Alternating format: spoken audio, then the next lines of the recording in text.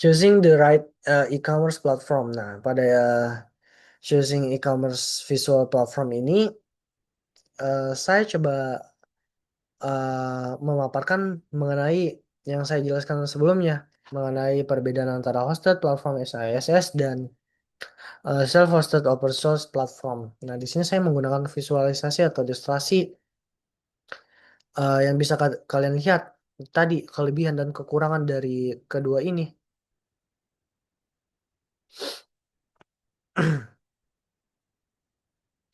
Nah, bisa kita lihat kalau yang open source ini dia memang lebih mudah. Bukan lebih mudah sih. Memang dia lebih enak untuk kita karena bisa kita kotak-katik dan bisa kita sesuaikan dengan apa yang kita inginkan. Tapi ya banyak hal yang perlu kita pertimbangkan seperti apa server, hosting atau maintenance. Nah, itu perlu kita pertimbangkan. Sementara untuk SaaS ini memang dia lebih mudah untuk digunakan dan gampang. Tapi ya ini limitation customization dan berbayar cukup mahal.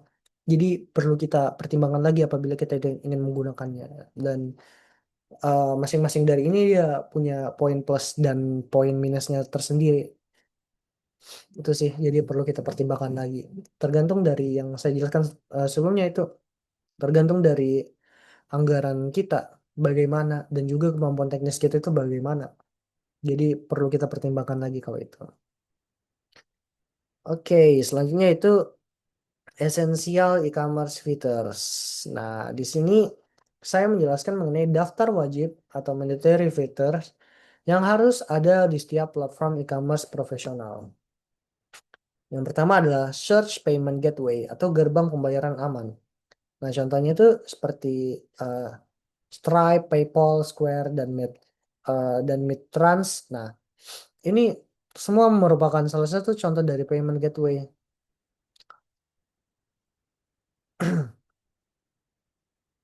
Nah, harus mendukung berbagai metode seperti transfer bank, kartu kredit, dompet digital, Apple Pay, mulai dari Apple Pay, Google Play, dan lain sebagainya.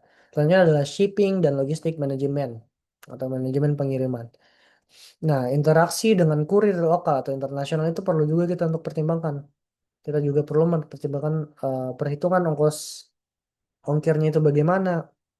Nah, selanjutnya adalah inventory management. Nah, tentunya walaupun kita platform e-commerce, kita juga perlu eh, memikirkan yang namanya manajemen stok dengan kita mem- mempertimbangkan sistem untuk memantau stok produk kita secara real time agar tidak terjadi stok habis atau eh, stok habis tiba-tiba. Nah, ini perlu kita pertimbangkan. Mungkin kita bisa menggunakan sistem yang pernah Pak Hermanto sendiri jelaskan, yaitu menggunakan 8 kalau tidak salah nama platformnya. Nah, Pak Valen juga pernah menjelaskan mengenai fitur itu juga. Jangan sampai, misalnya kita punya 3 e-commerce ada di Shopee, Tokopedia, dan Instagram. Nah, jangan sampai stok ini tidak matching. Jangan sampai, misalnya kita punya stok di gudang 10, di di Tokopedia ini masih ada, sementara di platform 2 ini sudah habis stoknya karena tidak sinkron stoknya.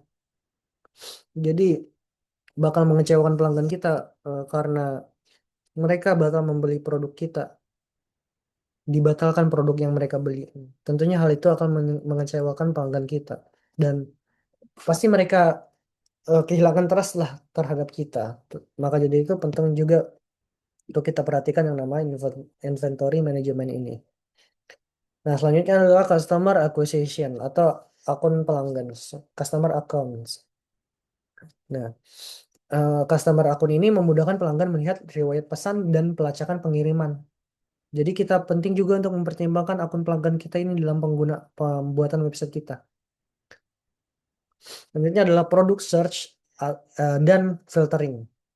Tentunya pencarian dan filter produk ini perlu sekali dipertimbangkan karena pastinya customer bakal memilih kemudahan dalam mengakses produk atau barang yang mereka cari.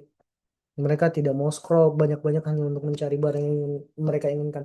Mereka ingin kemudahan dengan adanya fitur ini, product search. dan filtering. Selanjutnya adalah customer review dan rating. Nah, tentunya ulasan dan rating ini eh, sangat penting karena pelanggan pastinya perlu melihat hmm, bagaimana eh, bagaimana perspektif pelanggan sebelum-sebelumnya ini terhadap barang yang kita jual. Oke, berhubung saya sudah mau habis, ya langsung saja kita ke slide terakhir penutup.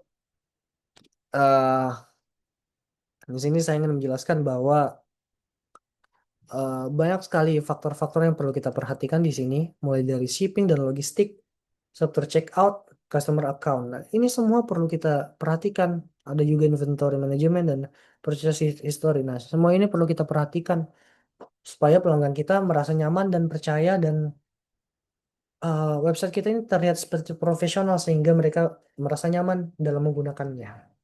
Oke, mungkin seperti itu saja berhubung suara saya sudah habis. Sekian penjelasan dari saya.